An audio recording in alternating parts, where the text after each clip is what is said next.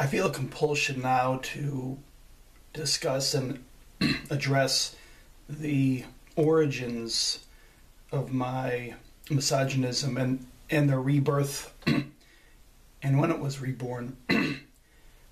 Nobody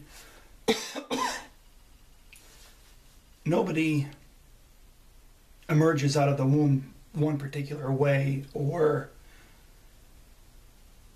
viewing or seeing one particular group of people one particular way.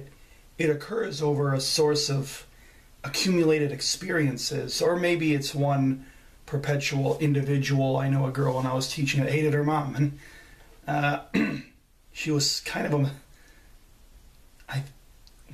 well, that's a whole other story. But entering adolescence, I had the same goals and objectives and expectations, really, I think, as anybody, as any tweener. Is that the word? Is that the term?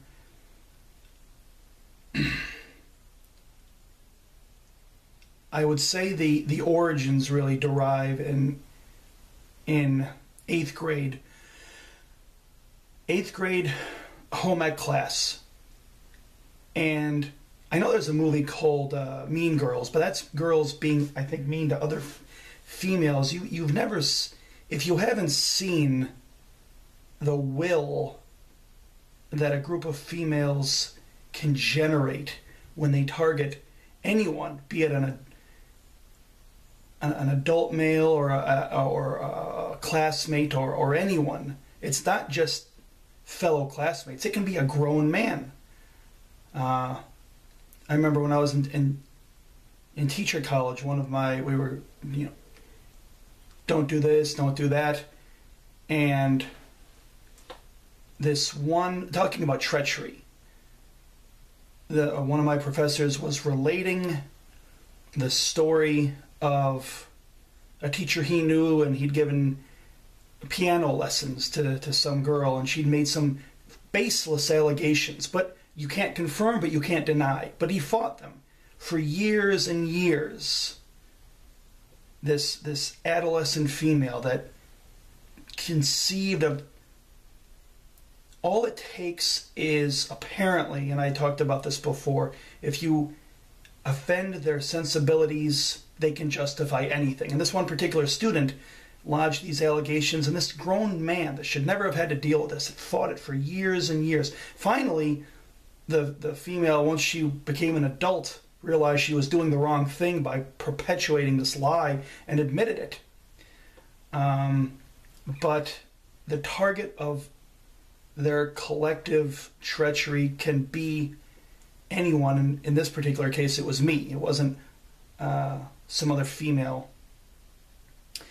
Andrea Spizak, Melissa Harpst, Kelly Weeks, I think one other, and one particular, the central antagonist, Jessica Truesdale. How do you respond when they, for whatever reason, collaborate to make the decision to attempt to tear somebody down? Well, that's where it began. That was its origins, until I figured out how to address it. And that carried into 9th grade. Jamie Farrell pulled a Chernobyl. If you're watching, you're just as, you played. But for the longest time, though, it came a period of time where I forgot about that. I discovered other things. I put that behind me. There have been so many, there have been periods where I had been able to, had things gone differently. When you discover a new thing, or when I discover a new thing, I pour myself into it entirely, and I forget about everything else.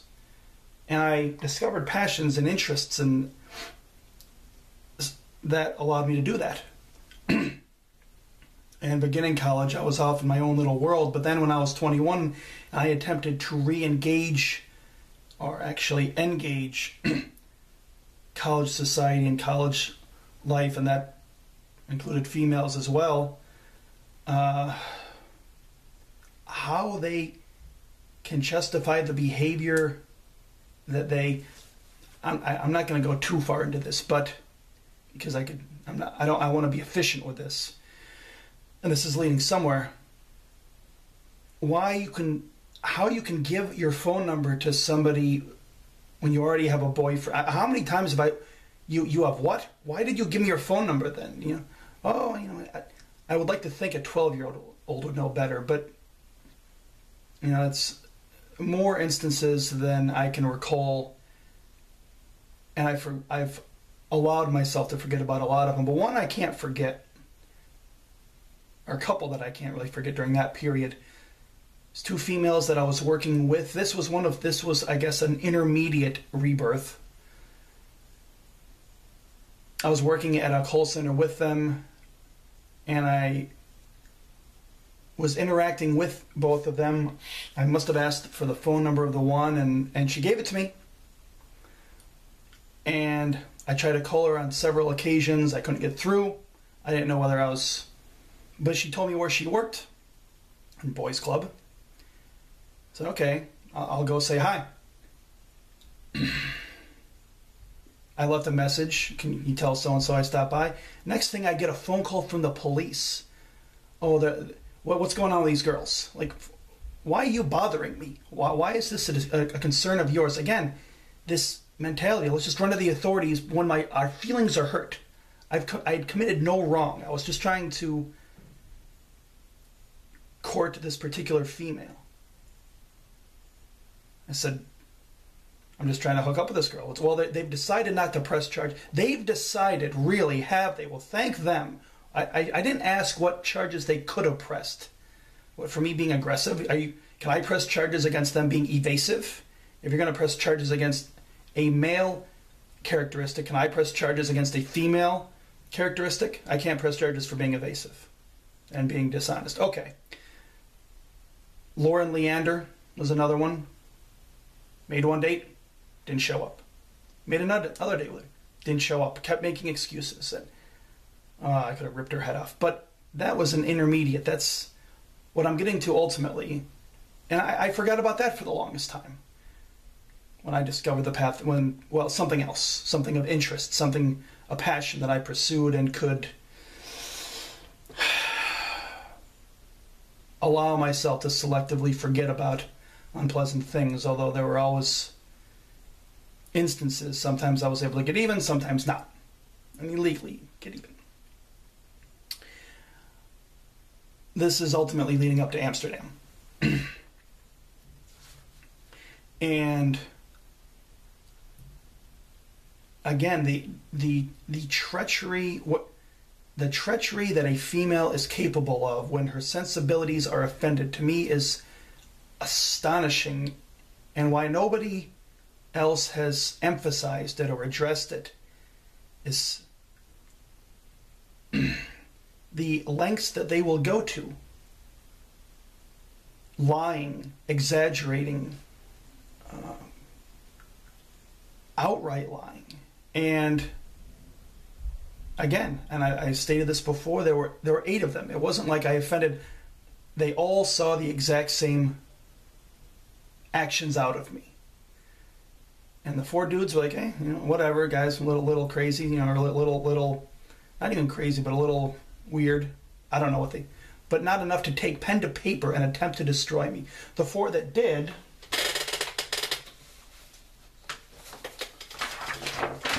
are Lindsay Bly, Jennifer Abendroth, Heather King, and Leisha Gann.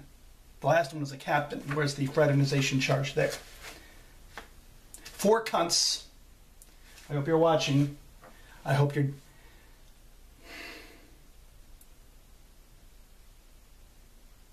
Treachery at its most vile. When you even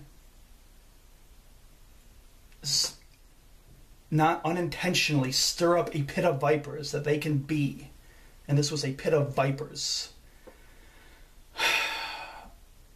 That is where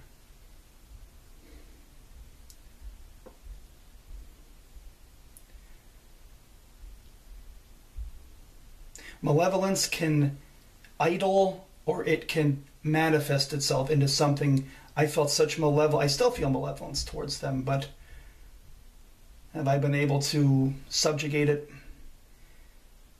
At the very least, they deserve to be emphasized and highlighted for their treachery.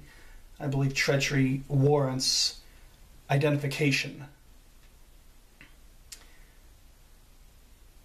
Things could have conceivably gone different. That was the latest Rebirth.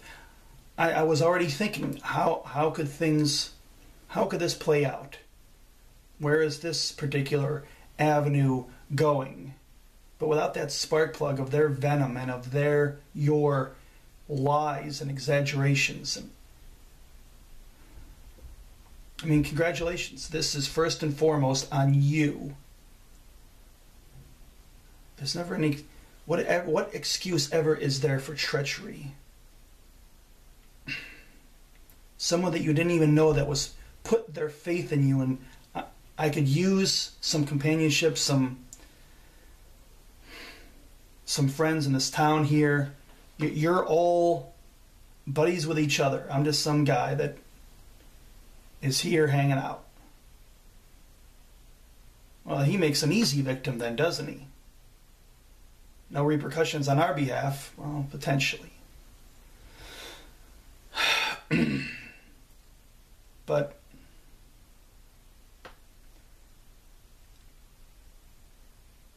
I believe in karma. I believe in what comes around goes around, and those that engage in treachery ultimately will be the victims of it. Hopefully there's been justice in some comparable regard that they've been the recipients of. People that do these sorts of things frequently end up, live by the sword, die by the sword, sort of. It's an analogy. But when you engage in certain nefarious things frequently, I think you end up being the recipient of those very sorts of actions. So